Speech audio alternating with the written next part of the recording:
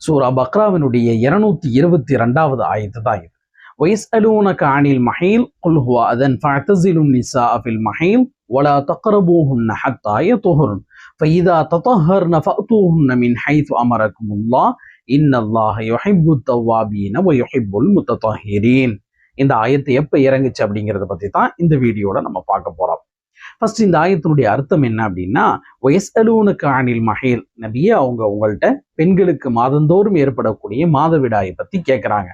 குல் ஹுவ அதன் ஃபஅதஸிலுன் நிஸா ஃபில் மஹீல், அவங்கள்ட்ட சொல்லிருங்க இது இயற்கை உபாதை மட்டும்தான். ஃபஅதஸிலுன் நிஸா ஃபில் மஹீல், இந்த மாதிரி நேரத்துல பெண்கள்ட்ட இருந்து தவிர்த்திருந்துக்குங்க.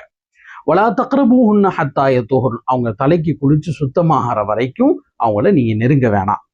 فَإِذَا تَطَهَّرْنَ فَأْتُوهُنَّ مِنْ حَيْثُ أَمَرَكُمُ اللَّهُ, அவங்க சுத்தமாகிட்டாங்க அப்படின்னா அப்ப அல்லாஹ் எப்படி அனுமதிச்சிருக்கானோ அந்த முறையில நீங்க நடந்துக்கங்க. இன்னல்லாஹ யுஹிப்பு தவ்வாபீன வ யுஹிப்புல் முத்தத்தஹிரீன், அல்லாஹு தஆலா தௌபா கேட்கிறவங்களையும் சுத்தமாக இருக்கிறவங்களையும் ரொம்பவே விரும்புறான் அப்படிங்கறதான் இந்த ஆயத்தினுடைய அர்த்தம்.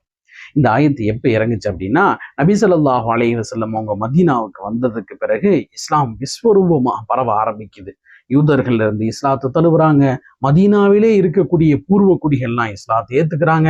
இப்படி நாளுக்கு நாள் இஸ்லாத்துக்குள்ளார நிறைய நபர்கள் வர வர புதுசா இஸ்லாத்தை ஏத்துக்கிட்டவங்களுக்கு நிறைய சந்தேகங்கள். ஏன்னா அப்பதான் வணக்கம் சார்ந்த விஷயங்கள்லாம் ஒன்னொன்னா கடமையாகிட்டே வருது.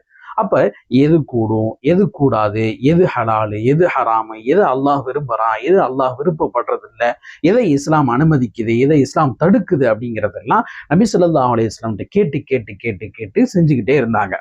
அப்படித்தான் அந்த ஊர்ல ஒரு நடைமுறையை பார்க்குறாங்க. யூத வீடுகள்ல யூத வீட்டு பெண்கள் அவங்க மாதவிடாயில இருக்கும் பொழுது இந்த யூத ஆம்பளைகள்லாம் எப்படி நடத்துவாங்க அப்படின்னா, அவங்கள ஒரு நஜீஸ் மாதிரி ட்ரீட் பண்ணுவாங்க.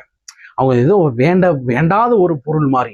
அவங்க சமைச்சதை சாப்பிட்றது கிடையாது, அவங்க தொட்டதை தொடுறது கிடையாது, அவங்கள ஒரு ஒரு நஜீஸாவே ஒதுக்கி வைக்கிற மாதிரி பார்க்குறாங்க.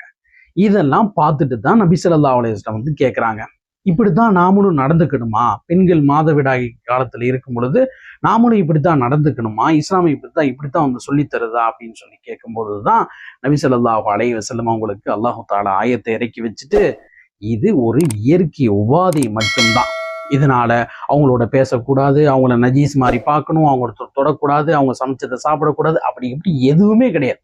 மாதந்தோறும் ஏற்படக்கூடிய இயற்கையான உபாதை மட்டும்தான். அதனால இந்த மாதிரி நேரத்துல நீங்க ஒன்னே ஒண்ணுதான், அவங்களோட உறவு வச்சுக்காதீங்க. அவங்க எப்ப தலைக்கு குளிச்சு சுத்தமாகறாங்களோ அப்ப நீங்க உறவு வச்சுக்கோங்க. சப்போஸ் ஏதாவது நீங்க இந்த விஷயத்துல தப்பு பண்ணிட்டீங்கன்னா அல்லாஹ் அதை மன்னிப்பான். சுத்தமா இருக்கு.